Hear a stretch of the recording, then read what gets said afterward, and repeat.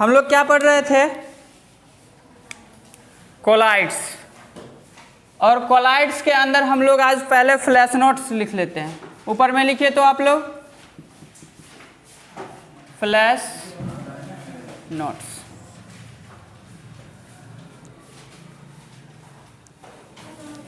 देखो इसमें सिर्फ और सिर्फ हम पूरा चैप्टर का फ्लैश नोट्स नहीं डालेंगे, सिर्फ और सिर्फ किसका डालेंगे? कोलाइड्स का। तो कोलाइड्स का फ्लैश नोट में पहला पॉइंट डालना क्या है, ये बात आप लोग को पता होगा कि यदि हमारे पास, सबसे पहले साइज की हम बात कर लेते हैं, तो यदि साइज 1 नैनोमीटर से छोटा है, 1 नैनोमीटर से क्या है? छोटा, यह क्या बनाएगा? सॉल्यूशन। और सॉल्यूशन कैसा बनाएगा? Pure solution. दूसरा कह रहा है कि यदि हमारे पास साइज 1 नैनोमीटर से 1000 नैनोमीटर के बीच होता है तब यह क्या बनाएगा? कोलाइड्स। और यदि यह 1000 नैनोमीटर से एबव हो जाता है तब इसका साइज क्या हो जाएगा? सस्पेंशन। बोलो यहाँ तक की कोई दिक्कत है? चलो, हमने क्या बताया था कि प्योर सॉल्यूशन, प्योर सॉल्यूशन को हम देख नहीं सकते हैं, ना आई के थ्रू देख सकते हैं और ना ही माइक्रोस्कोप से। कोलाइड्स को क्या कर सकते हैं? माइक्रोस्कोप से देख सकते हैं, और इसको क्या कर सकते हैं? आंख से देख सकते हैं। इसके बाद अगला मेरा जो फ्लैश नोट्स होगा वह इस बेसिस पे होगा, हम लोगों ने और बहुत सारे चीज़ों को पढ़ा था, और बहुत सारे चीज़ों को पढ़ने का मतलब मेरा ये है कि हम लोगों ने कर पढ़ लिया था कि लायोफिलिक और लायोफोबिक के बारे में। बोला ऐसा पढ़ लिया था?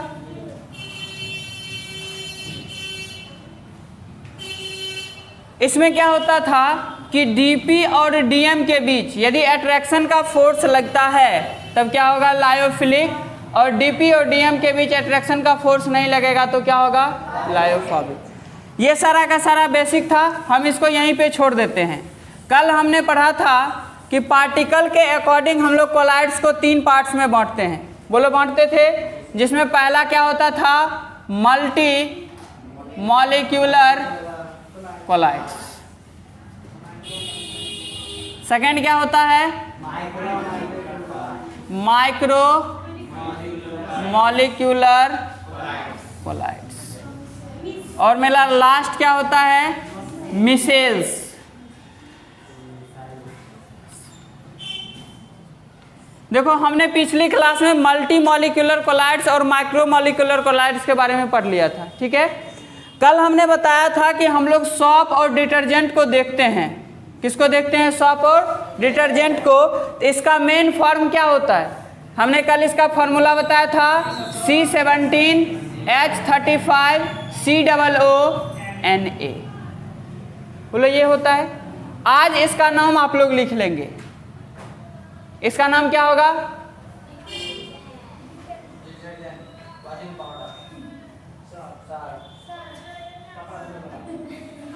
क्या होगा? पीट पीट के मारेंगे। चलो हम लोग किसको पढ़ना है? सॉप को। तो हम लोग मिसेल्स में पढ़ेंगे। हम लोगों ने कल देखा था कि यदि इसका होता है तो इसका चार्ज क्या होता है? निगेटिव। इसका चार्ज क्या होता है? तो यह एक साल्ट के वर्क का काम करता है। यह क्या कैसे काम करता है? साल्ट की तरह। तो साल्ट में क्या होता है कि हमारे पास 2 चीज़ होते हैं, एक इसके एंड पॉइंट में होता है COO और इसके एंड पॉइंट में होता है H। इस बीच में हाइड्रोजन बॉन्ड क्या होता है? टूटता है। जब हाइड्रोजन बॉन्ड टूटता है तो हम लोगों ने कुछ ऐसा देखा था, यहाँ पे क्या बनाएगा? C double bond O, C double bond. देखो इससे क्या देखेंगे कि हम 2-3 चीज़ देखें कि जैसे जैसे हम अमाउंट के कंसंट्रेशन को बढ़ाते हैं हमारे पास मिसेल्स क्या होता है? बढ़ता है। अब क्यों बढ़ता है? कल हमने बताया कि हमारे पास 2 कंटेनर है जिसका कैपेसिटी 10 लीटर है। बोलो 10 लीटर है। तो हम क्या किए थे कि इसमें कुछ सॉप के अमाउंट को डाले थे। इसमें सॉप का अमाउंट 1 ग्राम था ना? क्या यह मिसेल्स का फॉर्मेशन कर रहा था? नहीं। लेकिन इसी में यदि 100 ग्राम क्या कर रहे थे? सॉप या डिटर्जेंट को डाल रहे थे तो यह क्या कर रहा था? मिसेल्स का फॉर्मेशन। इसे हम कह सकते हैं कि जैसे जैसे मिसेल्स के कंसंट्रेशन को बढ़ाएंगे मिसेल्स का साइज क्या होगा? बढ़ता जाएगा। अब कैसे बढ़ेगा, तो यहाँ से हम लोग देख रहे हैं कि यह एक क्या बनाता है, ये बनाता है C double bond O, C double bond O,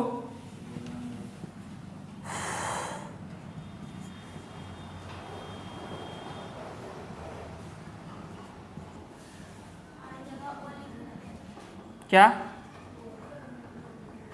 गलती लिख दिए, कहाँ,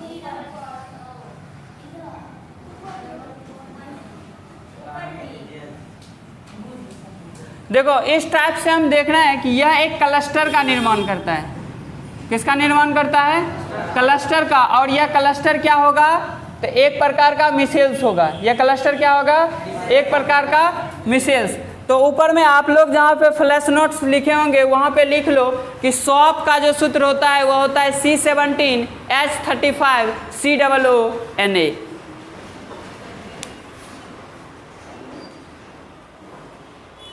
इसे सोडियम एस्टेरेट बोलते हैं। इसे क्या बोलते हैं, सोडियम एस्टेरेट।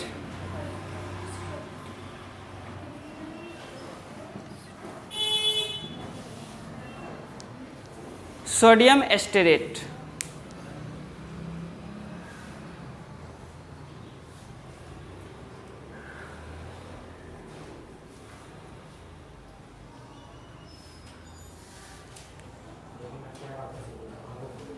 अब देखो ध्यान से, हम लोग अब हमको यदि कोई मिसेल्स बनाना होगा, हम सबसे पहले किसको ले जाएंगे, सोडियम एस्टेरेट को। सोडियम एस्टेरेट को ले जाएंगे, क्या हो जाएगा C17H35COO Na, ऐसा होगा। तो देखो यह हमारे पास एक एंड पॉइंट होगा, यह बनाएगा C डबल बॉन्ड O, इसे बोलते हैं हाइड्रोफिलिक,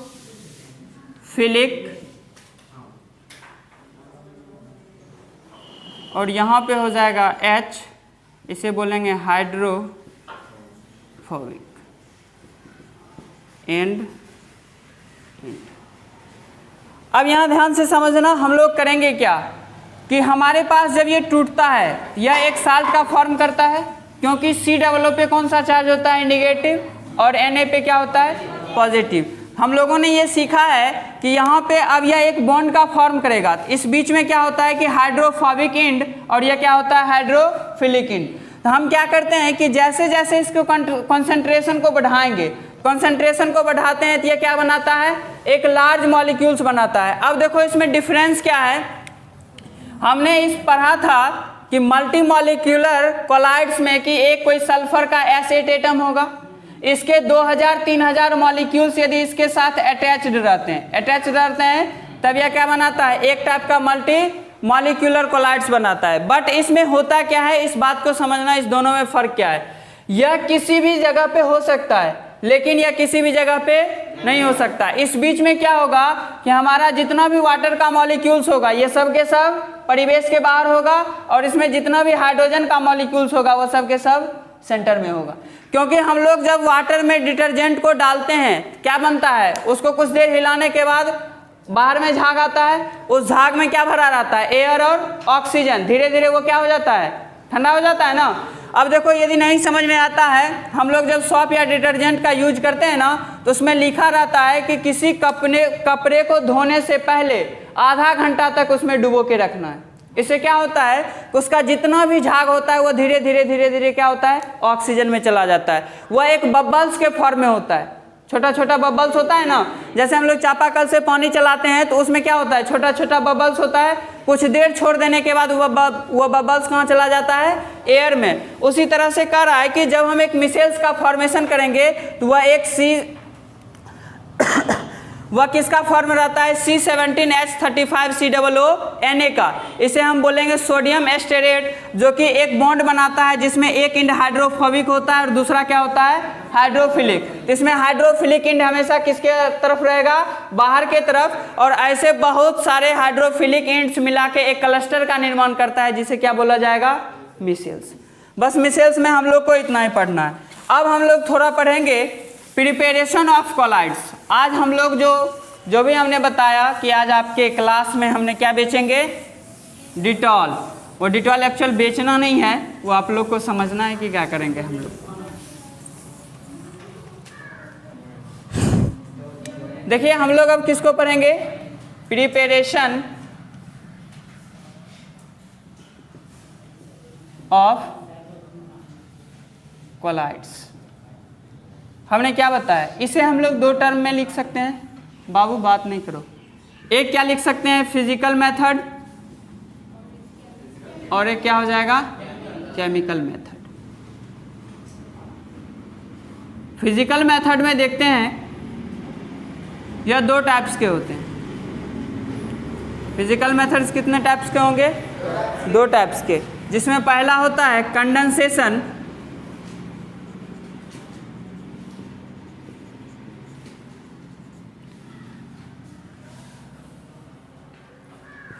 और दूसरा होता है डिस्पर्जन।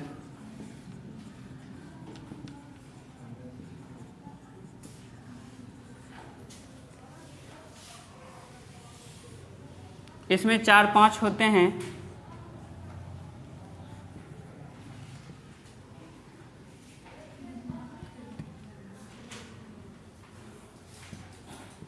रिडक्शन,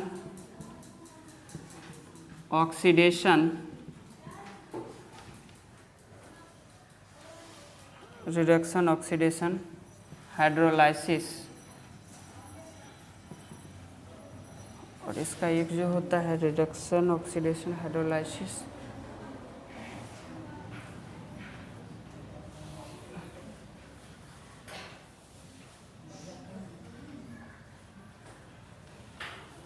इसका नहीं है,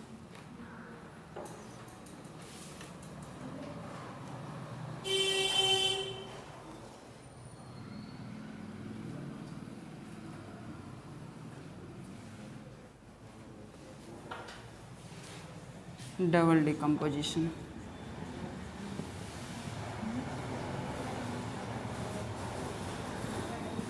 देखो हम लोग एक एक चीज को पढ़ेंगे। हम लोगों ने अब क्या पढ़ा, हमारे पास प्रॉपर्टीज ऑफ कोलाइड्स होगा। यह प्रॉपर्टीज किस टर्म में होगा, दो टर्म में, एक फिजिकल और दूसरा केमिकल। फिजिकल में दो होता है, एक होता है कंडेंसेशन मेथड और दूसरा क्या होता है, डिस्पर्जन मेथड। केमिकल मेथड में चार होता है, जिसमें पहला क्या होता है, डबल डिकम्पोजिशन, मतलब इसमें कोई भी रिएक्शन दो बार डिकम्पोज हो रहा होगा। दूसरा कह रहा है कि एक बार रिडक्शन होगा, एक बार ऑक्सीडेशन होगा, और लास्ट में क्या करेंगे, हाइड्रोलाइसिस करेंगे। तो सबसे पहले हम लोग डिस्पर्जन मेथड को देखते हैं। किसको देखना है, डिस्पर्जन मेथड को। देखो डिस्पर्जन मेथड होते हैं यह बहुत सारे टाइप्स के होते हैं, जिसमें पहला हमको पढ़ना है कोलाइड्स मिल या कोलाइडल मिल। इसमें देखो हमने एक बार बताया था आप लोगों को कि यदि हमें कोलाइड्स बनाना होता है तो यह किसी सॉल्वेंट में सॉल्यूट कभी भी डिजॉल्व नहीं होता है, यह सिर्फ और सिर्फ क्या होता है, डिस्पर्ज होता है। तो हमारे पास ये देखेंगे, हम लोग आटा चक्की को देखे हैं, उसका दो सरफेस रहता है, तो ध्यान से समझिएगा।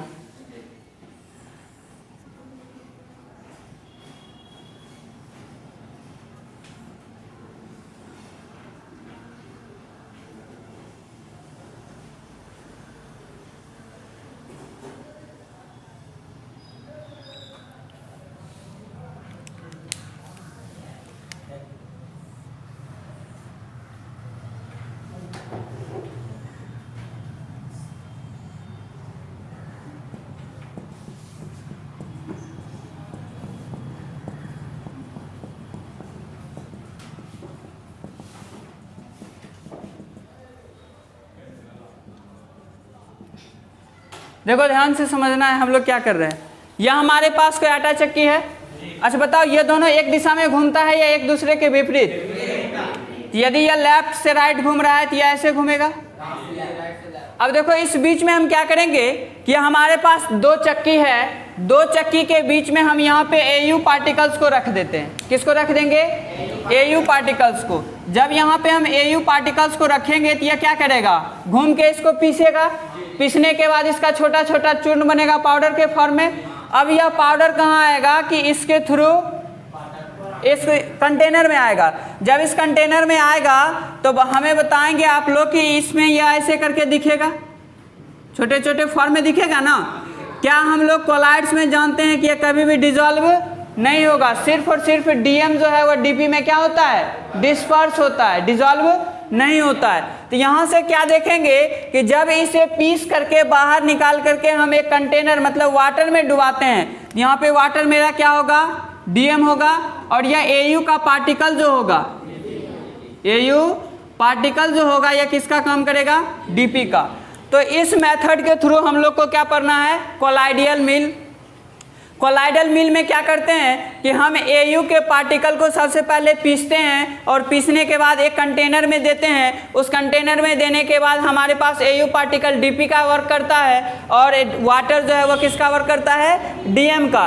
तो इस प्रोसीजर से हम लोग देख सकते हैं कि यह क्या करता है, कोलाइड्स का फॉर्मेशन करता है और यह कभी भी सॉल्यूशन नहीं बनाएगा, क्योंकि इसमें जो हमारा एयू पार्टिकल होगा वो कभी भी डिजॉल्व नहीं होता है, सिर्फ और सिर्फ क्या होता है, डिस्पर्स होता है। पहला। दूसरा हमारे पास, पहले इसको थोड़ा लिख लो उसके बाद हम बताते हैं आगे। उसको रोक के रीअगेन कर सकते हो।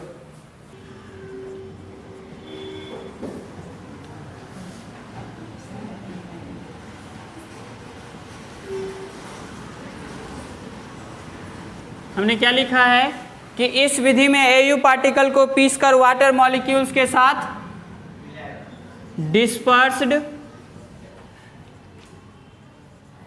किया जाता है,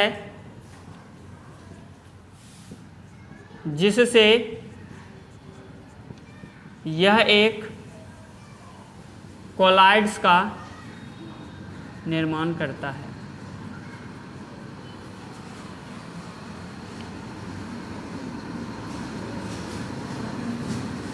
यह क्या करेगा, कोलाइड्स का निर्माण करेगा, यह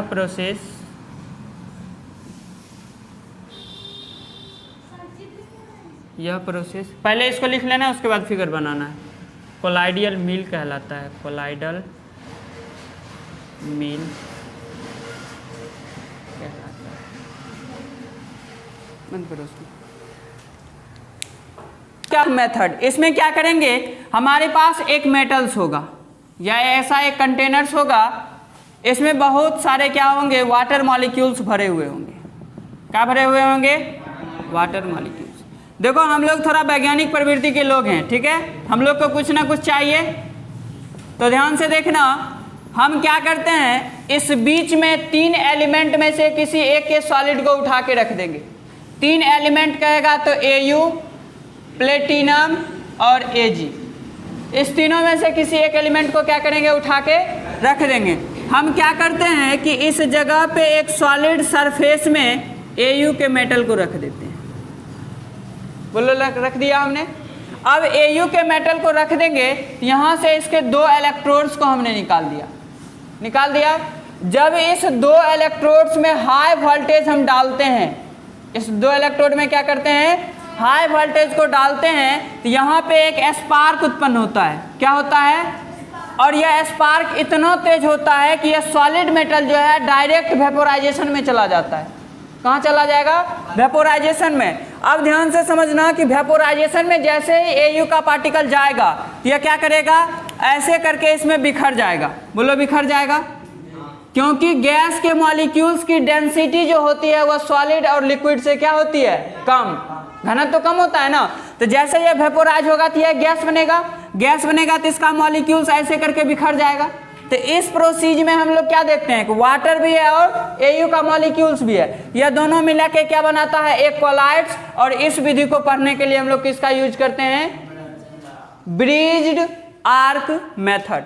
इससे हम लोग क्या सीखेंगे कि हमारे पास कोई कंटेनर होगा, उस कंटेनर में कोई सॉल्यूशन लिया गया होगा, उस सॉल्यूशन में हम लोग एक सॉलिड पार्टिकल को रख देंगे। सॉलिड पार्टिकल में क्या हो सकता है, एयू, प्लेटिनम और एजी।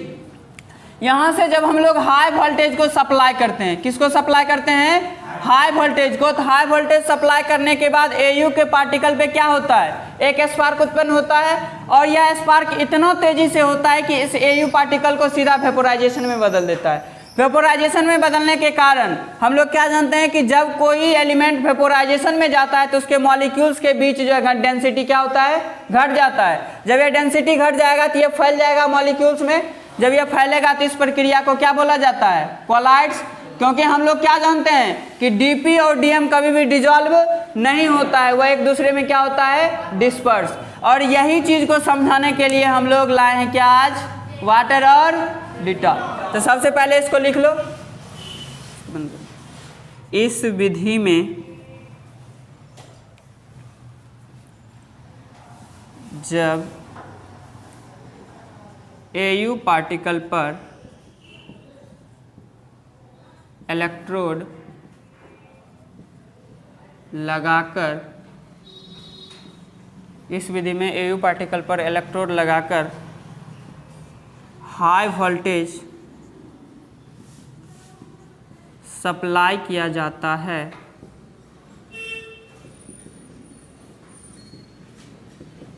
तो एयू के सरफेस से एक आर्क उत्पन्न होता है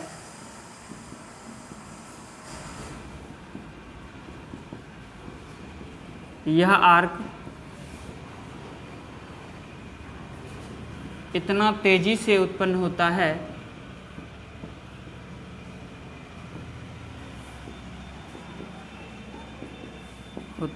कि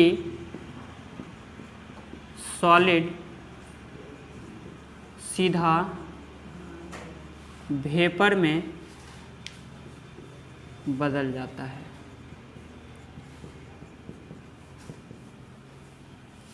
इसके नीचे लिखेंगे, जब कोई सॉलिड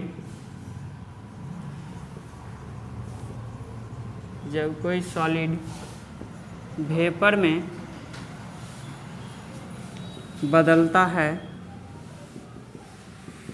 तो उसके बीच घनत्व कम हो जाता है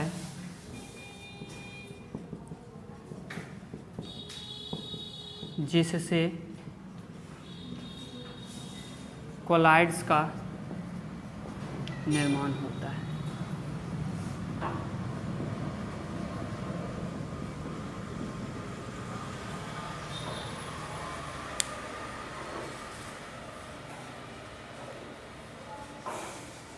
से समझना मेरी बात को, हमारे पास इसमें वाटर का मॉलिक्यूल्स जो होगा यह कोल्ड होगा या वार्म होगा, मतलब ठंडा होगा या गर्म होगा, ठंडा होगा।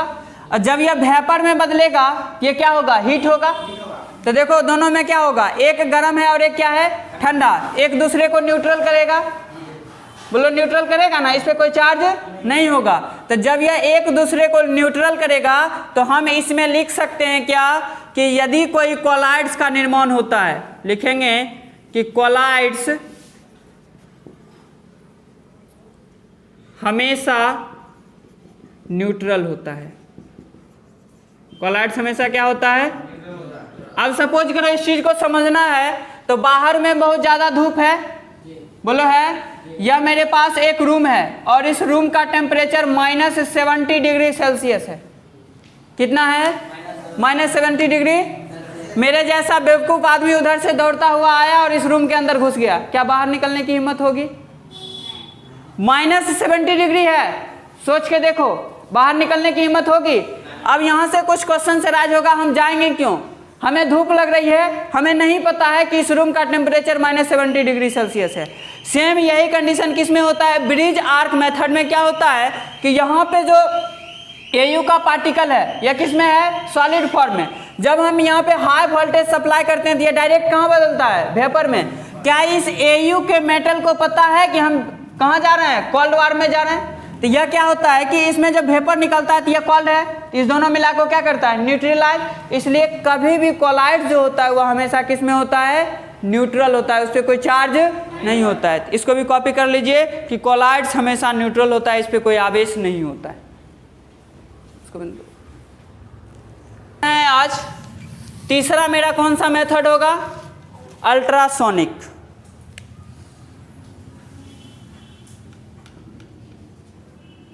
Ultrasonic method.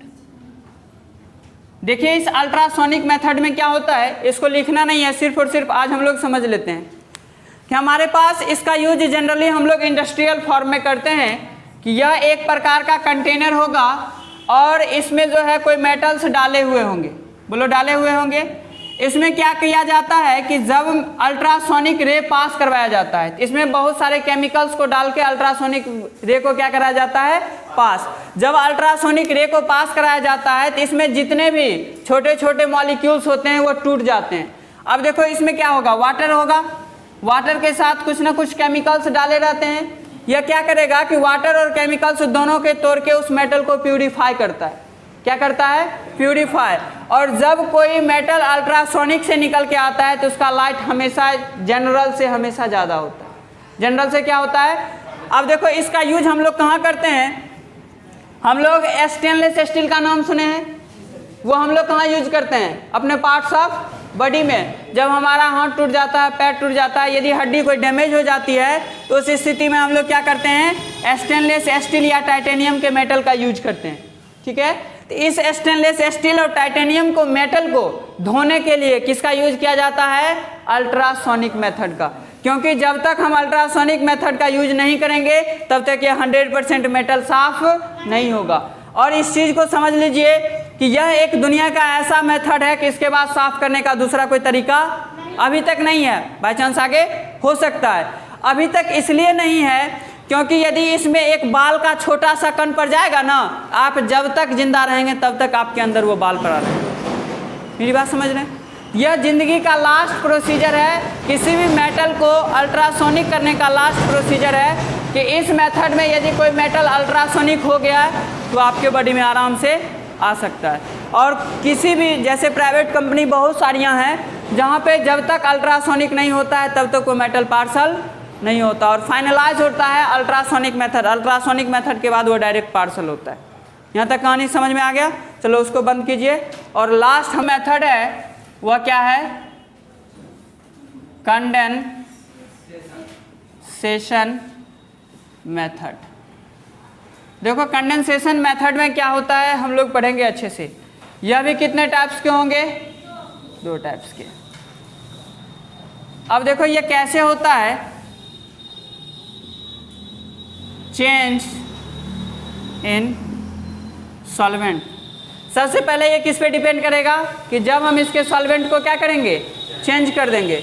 दूसरा बार चेंज इन फिजिकल स्टेट। ध्यान से समझना है कि इसमें जनरली हम लोग कल सल्फाइड्स पढ़े थे। हमने उदाहरण में बताया था आप लोगों को कि एक बार सल्फर और एक बार सल्फाइड्स बताया था। तो यहाँ पे हम लोग चेंज इन फिजिकल स्टेट में क्या पढ़ेंगे, सल्फाइड्स को। किसको पढ़ेंगे, सल्फाइड्स को। और इस चीज़ में हम लोग पढ़ेंगे कि यदि हम फास्फोरस को अल्कोहल में, हमने क्या किया, फास्फोरस को अल्कोहल में मिलाया तो उसको मिलाने के बाद इसका स्टेट क्या होता है, बदल जाता है। अब कैसे बदलेगा इस चीज़ को हम लोग अभी मेन यूज हम लोग यहाँ पे किसका करेंगे, वाटर और डिटॉल का। चलो उसमें से आधा पानी फेंक आओ।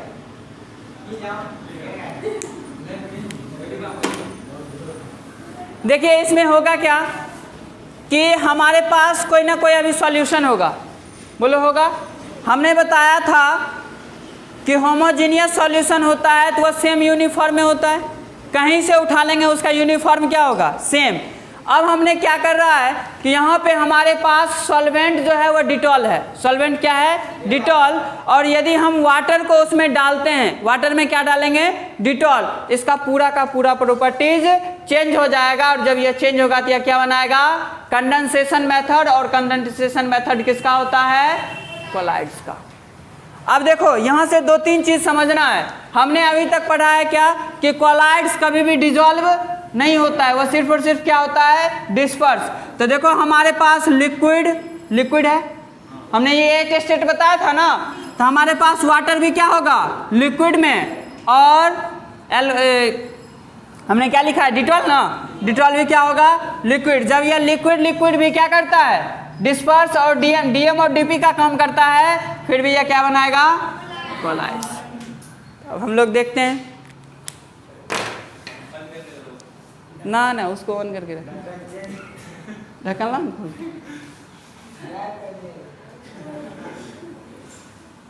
देखो इसमें लिखा रहता है बी 100% श्योर, श्योर लिखा रहता है ना। उसके बाद क्या लिखा रहता है,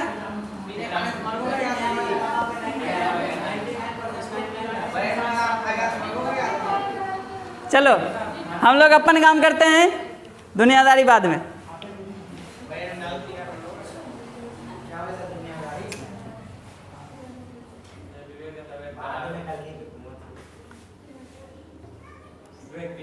देखो हमारे पास इसमें क्या है, यह डीएम होगा कि डीपी होगा, किसका है, क्योंकि इसका अमाउंट क्या है ज्यादा। हम देखो इसमें इतना गिरा देते हैं,